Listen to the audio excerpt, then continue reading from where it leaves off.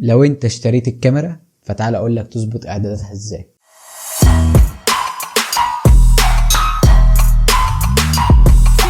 اهلا بكم في الحلقه الجديده على قناتنا، والحلقه دي هتكون مخصصه للناس اللي بجد اشترت كاميرا وعايزه يتعلم عليها الاساسيات البدائيه كمبتدئ في التصوير. بص، مش هصعب لك الموضوع، مش هخليك الموضوع كبير لان فعلا الموضوع كبير، بس في الحلقه دي هقول لك زي عناوين تبدا تجربها، حاجات بسيطه، لكن الشرح بالتفصيل على كل حاجه يكون فيديو لوحده لان الموضوع فعلا كبير.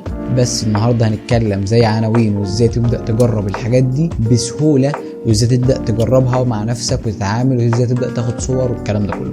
فيلا نبدا الحلقه ونتكلم في النقط البسيطه اللي هنشرحها في الفيديو. عندنا حاجه مهمه جدا اسمه مثلث التعريض الضوئي او مثلث التعريض المعروف يعني عنه. مثلث التعريض ده فيه 3 حاجات مهمين جدا. اول حاجه عندنا وهي الايزو. الايزو ده بيتحكم في ضوء الكاميرا. كل ما كان رقم الايزو قليل كل ما تاخد صوره نقيه وما فيهاش نويز. كل ما كان رقم الايزو عالي اللي هو فوق ال1000 و2000 والكلام ده، بيكون في الصوره حاجه اسمها نويز. النويز دي ليها نقط كتير قوي كده، انت ممكن تشوفها لو عملت زوم، قربت على الصوره، رحت طبعت الصوره والصوره دي متاخده بايزو عالي، هتشوف حاجه اسمها نويز. وهسيب لك صوره تشوف فيها ارقام الايزو والفرق بين كل صوره وصوره. هستخدم الايزو من كام لكام عشان ما يطلعش معايا نويز. احنا بنتكلم لو بنصور في الضوء الطبيعي الايزو بتاعنا ما يعلاش عن ال100. لو بنصور في الغروب والكلام ده ممكن الايزو بتاعنا نعليه لحد 600 800 الكلام ده، لحد ال1000 كمان. طب لو بنصور فرح وقاعه والكلام ده، لو احنا معانا فلاش خارجي الايزو بتاعنا بيتراوح من 600 ل 400 ل 800، بيتراوح في الرينج ده ل 1000 1200 كمان، لكن ما نعليش اكتر من كده عشان ما يبداش يطلع معانا نويز في الصوره. ده بالنسبه للايزو. الايزو لازم تجربه كل مره في كل مكان وتظبطه على حسب اضاءه المكان اللي موجود انت فيه.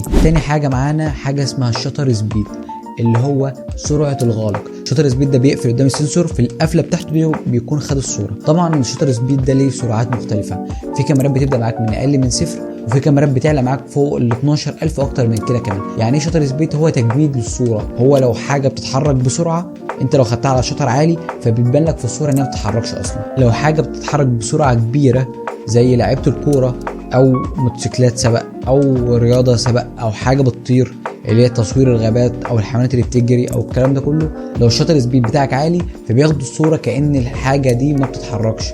الكلام ده لو الشاتر سبيد عالي فوق يعني عالي جامد فبياخدوا الصوره كأن الحاجه دي مش بتتحرك. طب نخلي الشاتر سبيد على كام؟ لو احنا بنصور حاجه طبيعيه يعني حاجه مش بتتحرك بيبقى 100 150 160 200 250 احنا مش مركبين فلاش. طب لو بنصور بالليل والكلام ده خلينا على شطر كام؟ مثلا شطر 100. بس الشطر عايزك ما تحركش ايدك، حركه في الشطر. لو الشطر 50 او الكلام ده لو ايدك اتحركت هتلاقي الصوره مهزوزه.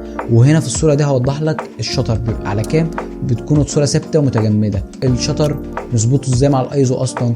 لو الكاميرا بتاعتك ميمورليس، والميمورليس هي بتدعم الخاصيه دي جدا، لو التحكم في الاضاءه بيظهر معاك في الشاشه ازاي تتحكم في الشطر وفي الايزو، وعايز تجرب الموضوع ده في اماكن مختلفه. ثالث نقطه معانا فتحه العدسه. فتحه العدسه دي برضو بتكون حاجه مهمه جدا. فتحه العدسه معانا كل ما تكون العدسه اللي انت شاريها فتحه العدسه بتاعتها كبيره اللي هي ازاي 1/8. 1/8 دي عدسه محترمه. 1/4 محترمه اكتر منها. 1/2 محترمه اكتر واكتر واغلى بكتير. فتحه العدسه بتفرق في ايه؟ كل ما تكون فتحه العدسه اكبر كل ما تكون الاضاءه اللي داخله للسنسور كافيه انها تخلي الصوره بتاعتك واضحه اكتر ومنوره. عندنا عدسات بتختلف، في عدسات بتبقى 2/8 ودي العدسات الزوم متحرك، وفي عدسات اللي هي الثابته اللي هي زي ال85 وال50 اللي انا بصور بيها حاليا وال35. كل العدسات دي بيكون مكتوب عليها فتحه العدسه مختلفه زي 1/8 2/8 و1/4، والموضوع فعلا كبير.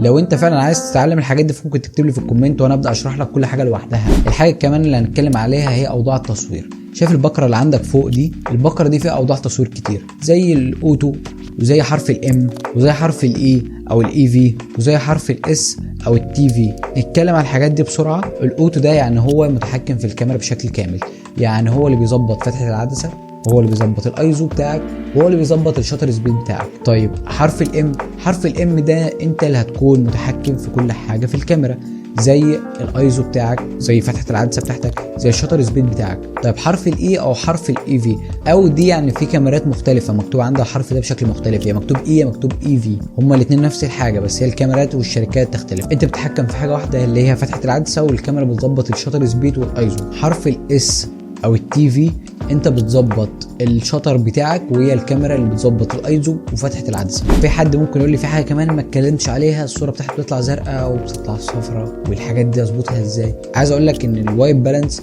سيبه اوتو زي ما هو، لان الوايت بالانس ده قصه كبيره قوي، فسيبه اوتو زي ما هو، اوعى تقرب له دلوقتي. طب النصايح اللي اقدمها لك في اخر الفيديو ده هي النصايح اللي بقول لك فيها ابدا جرب فتحه العدسه، وجرب الايزو، وجرب الشوتر سبيد بتاعك، وابدا صور في اوضه، صور في مكان مفتوح. بس يفضل انت تجرب في اماكن مفتوحه، علشان في الاوض او الاماكن المقفوله صعب جدا تعرف تظبط الكاميرا لو انت واحد لسه بتبدا. لكن بعد كده هتبدا تظبط الموضوع ده، وسهل لما انا اشرحه لك بطريقه مبسطه في كل حلقه متخصصه في حاجه معينه، هتبدا تتعلم وتبدا تجيب الكاميرا بتاعتك وتجرب الكلام ده كله. مش عايزك تخاف من الغلط او تيأس من الموضوع في البدايه. كل صوره هتصورها هتتعلم منها حاجه جديده. صور واغلط، طلع صور ضلمه، طلع صور منوره جامد، طلع صور ما فيهاش تفاصيل، بس ابدا جرب الكلام ده مع نفسك لحد ما ايدك تبدا تعود وعينك تبدا تتعود ازاي اظبط الشطر. طبعا الحاجات دي اماكنها بتختلف على حسب الكاميرا اللي انت بتستخدمها. ده كان شرح بسيط عن اساسيات اعدادات الكاميرا، وعايزك تجرب الكلام ده وتقولي في الكومنتات